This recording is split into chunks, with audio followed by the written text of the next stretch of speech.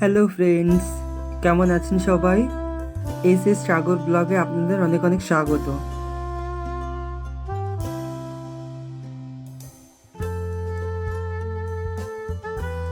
আমি বিকাল হতে না হতেই বেরিয়ে পড়লাম আপনাদেরকে একটি খুব সুন্দর মনোরম পরিবেশে ঘুরতে নিয়ে যাওয়ার জন্য। আমি বারাসাতে যেখানে থাকি সেখান থেকে মাত্র 5 মিনিট দূরেই এটি অবস্থিত। এই জায়গাটির নাম হচ্ছে নবপল্লী বয়েজ হাই স্কুল। দেখুন, এখানে তো এখন থেকেই কালী পুজোর প্যান্ডেল শুরু হয়ে গেছে। দুর্গা পুজোর পরেই কালী পুজো, তাও এখন থেকেই প্যান্ডেলের কাজ শুরু হয়ে গেছে। আমরা আজ যে জায়গাটিতে যাচ্ছি সেই জায়গাটির নাম সোমতীর্থ। এই সোমতীর্থ নামের সাথে আপনারা হয়তো অনেকেই পরিচিত। আর এই যে এটি হচ্ছে সোমতীর্থে যাওয়ার গেট। সোমতীর্থে যাওয়ার প্রবেশদ্বারের মুখেই আপনাদের চোখে পড়বে খুব সুন্দর একটি নটরাজ মূর্তি। দেখুন, এখানকার পরিবেশটাও খুবই সুন্দর, আর এখানে লেখা আছে সোমতীর্থ। চলুন আমরা সামনের দিকে এগিয়ে যাই। চলে এসেছি আমরা সোমতীর্থে। একটু আগে বৃষ্টি হয়ে যাওয়ার কারণে এখনো তেমন মানুষজন এখানে আসেনি।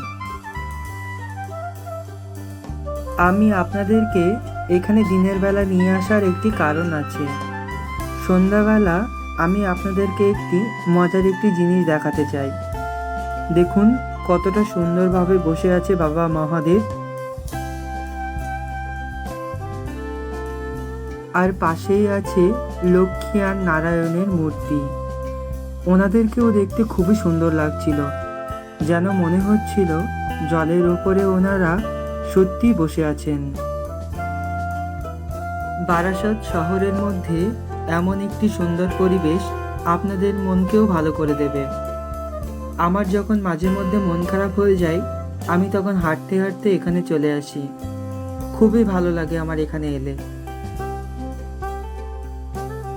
দেখুন, গেটটির গায়ে কত রকমের কারুকাজ করা আছে, আর গেটের দুই ধারে দুটি শিবের বাহন নন্দী আর ভিঙ্গির মূর্তি বসানো হয়েছে।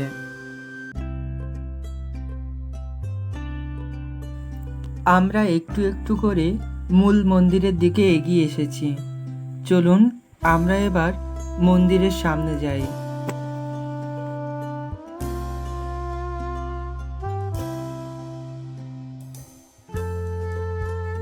এই সোমতীর্থ মন্দিরের পরিবেশটা এতটাই সুন্দর, আপনাদেরকে আমি বর্ণনা করে বোঝাতে পারবো না।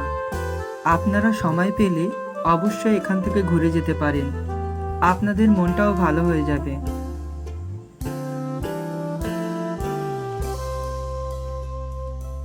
চলুন আমরা এবার মন্দিরের ভেতরে প্রবেশ করি।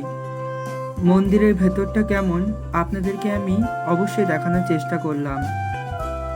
দেখুন কতটা সুন্দর লাগছে দেখতে, আর এখান থেকে বাইরের দৃশ্যটা তো আরো সুন্দর লাগছে।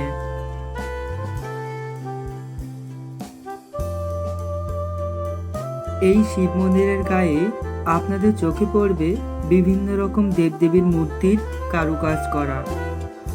মন্দিরের সাথে একদম মানানসইভাবে সবকিছু মানিয়ে নিয়েছে যেন। দেখুন কতটা সুন্দর লাগছে দেখতে।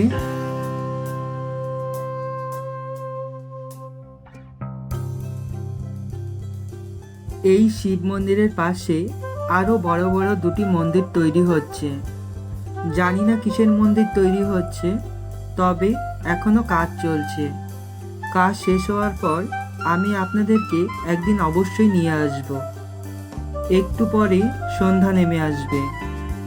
আমি একটু বসার জায়গাগুলোতে বসলাম, খুবই ভালো লাগছিল ওখানে গিয়ে।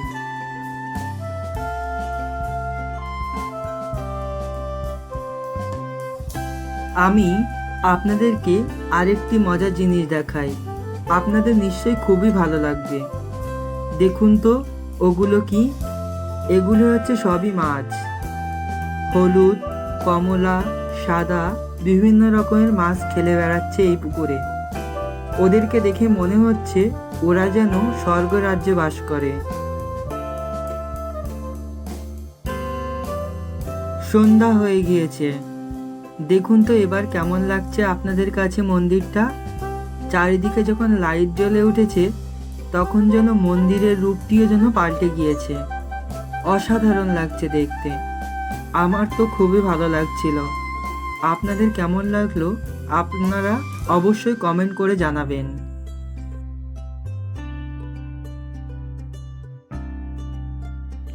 দেখুন, আপনাদেরকে আমি দিনের বেলা যখন এই গেটটি দেখিয়েছিলাম তখন একরকম লাগছিল, এখন যেন আবার অন্য রূপে ধরা দিয়েছে। খুবই সুন্দর লাগছে দেখতে, তাই না? আর মাছগুলিও সব পুকুর পাড়ে এসে এক জায়গায় এসে জড়ো হয়েছে।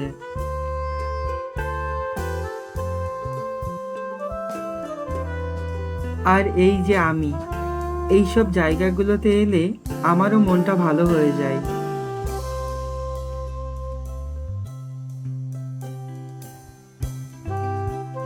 দেখুন বাবা মহাদেবকেও কতটা সুন্দর লাগছে দেখতে। খুবই সুন্দর লাগছে, তাই না?